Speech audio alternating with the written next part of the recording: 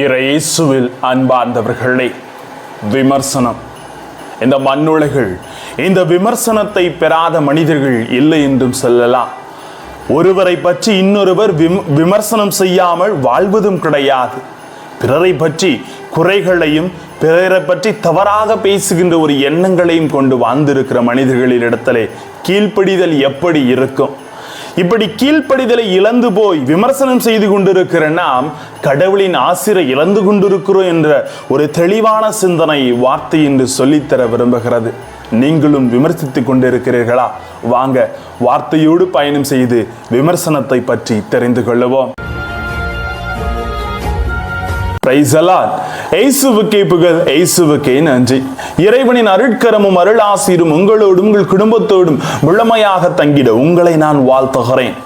அன்பினியவர்களே, விமர்சனம் இயலாதவன் கையில் எடுக்கும் ஆயுதம் என்று சொல்லலாம். ஒரு மனிதனால் இயலாத சூழ்நிலையில் அவன் கையில் எடுக்கும் ஆயுதம் விமர்சனம்.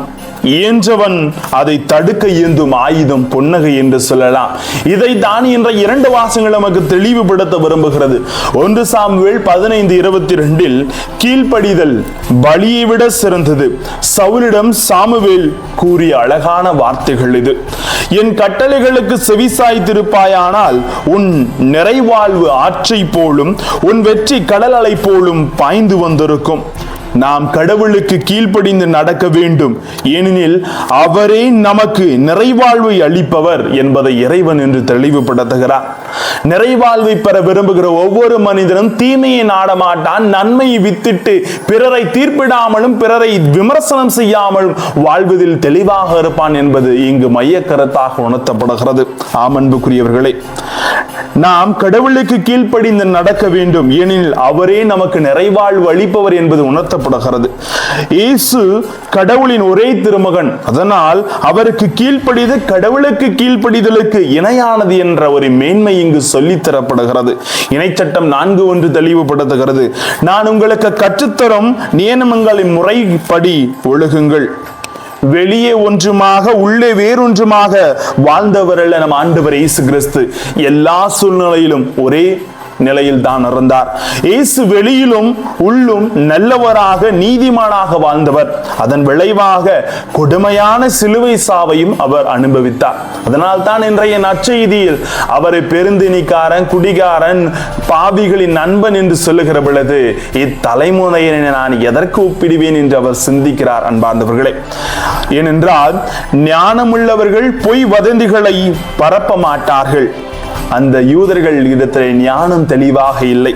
அப்படி தங்களுக்கு வரும் வதந்திகளை துளியும் நம்ப மாட்டார்கள்.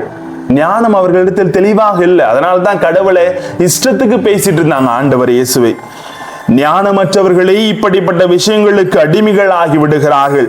அன்று இயேசுவுக்கு அவப்பெயர் உண்டாக்கிய யூத மத தலைவர்கள் போன்று இன்றைய காலகட்டத்திலும் ஒரு சிலரால் நம்மால் மற்றவர்களுக்கும் அவப்பெயர் உண்டாகிறது.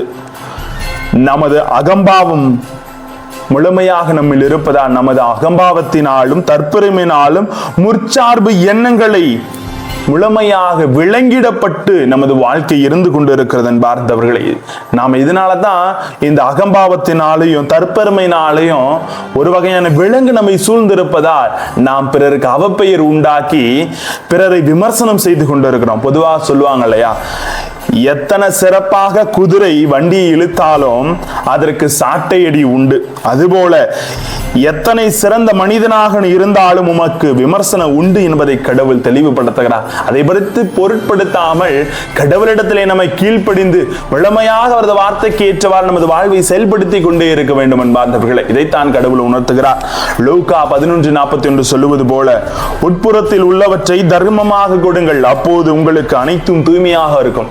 உட்புறத்தில் இருக்கின்ற நன்மைகளை முழுமையாக வெளிக்கொணர்ந்து தீமைகளை களைந்து தர்மமாக கடவுளிடத்திலே கொடுத்து விமர்சனங்களை தகர்த்தெறிவோம். அன்பார்ந்தவர்களே, தற்பெருமையும் அகம்பாவும் தான் நம்மை நியாயமாக சிந்திக்க விடுவதில்லை என்பதை உணர்ந்து தற்பெருமையை தூக்கி எறிவோம், அகம்பாவத்தை தூக்கி எறிவோம், நல்லவர்களாக நீதிமான்களாக வாழ்வோம். பாலநீசு உங்கள் உள்ளத்தில் பிறந்து ஆசீர்வதிப்பார். ஜெபிப்போமா.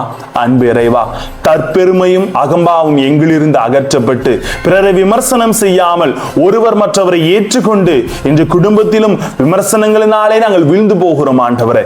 விமர்சனங்களை தகர்ந்து உமது அன்பில் ஆற்றலை பெற்றுக்கொண்டு வாழ எங்களோடு தங்கும் ஆண்டவரே. Praise the Lord.